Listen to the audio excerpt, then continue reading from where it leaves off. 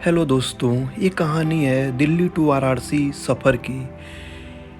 इस कहानी को पूरा एंजॉय करने के लिए वीडियो को अंत तक ज़रूर देखें। मैं दिल्ली रेलवे स्टेशन पर ज्यों ही पहुंचा तभी एक आवाज़ सुनाई दी कि गाड़ी थोड़ी देर में प्लेटफॉर्म नंबर 2 पर पहुंचने वाली है। आवाज़ को सुनते ही जैसे मेरे अंदर इधर टिकट कटाने की तो उधर गाड़ी छूट न जाए, यही दो बातें दिल के अंदर आने लगी। तभी अचानक से मेरी नज़र टिकट घर की तरफ गई।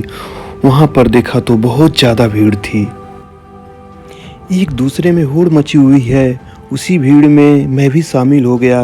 बड़ी मशक्क़त के बाद टिकट कटा लिया और जेब में रखते हुए प्लेटफार्म की तरफ बढ़ा।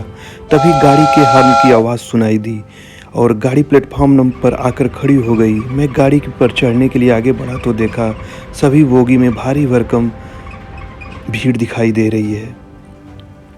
उसी भीड़ में एक जगह मेरी भी थी, लेकिन निर्णय नहीं कर पा रहा था कि वो जगह कहाँ पे है। तभी गाड़ी का संकेत हरा हो जाता है। हरा होने की वजह से मुझे जगह का निर्णय लेना मेरी मजबूरी हो जाती है और मैं एक जगह उसी भीड़ में बना लेता हूँ। गाड़ी अपने रफ्तार में अपने गंतव्य स्थान की तरफ बढ़ रही है। मैं बैठने की जगह तलाश करने लगा। थोड़ी देर बाद जगह मिल ही गई और आराम से बैठ गया। खिड़की के रास्ते मेरी नज़र बाहर निकल गई और विचरण करने लगी, कहीं लहलहाते फसलों में तो कहीं वृक्ष की डालियों पर। उलझते हुए आगे बढ़ रही है पेड़ पौधे, फसल चलचलता का भाव लिए हुए है। तभी अचानक से मौसम ने करवट ली और आसमान में काले काले बादल उमड़ने लगा।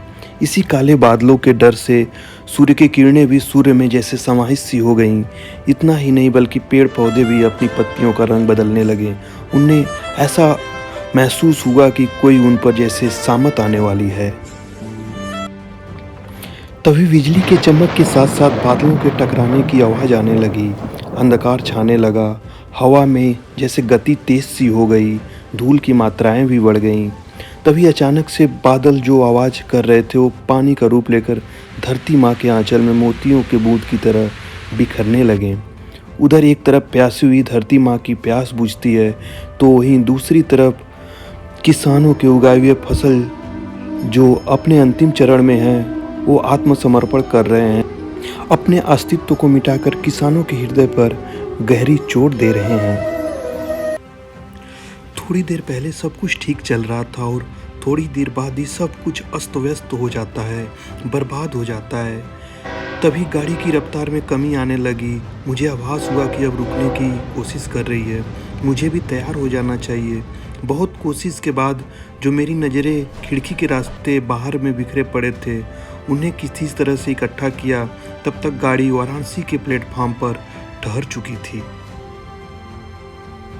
फिर मैं बाहर निकला तो देखा मौसम साफ है, न पानी बरस रहा है, न धूल भरे कण दिख रहे हैं। बिल्कुल सुहाना मौसम बन गया है। फिर मुझे एहसास होता है, कभी कभी ऐसा भी होता है, सुख भरे पल में ही निहित होता है बड़ा दुखों का भंडार।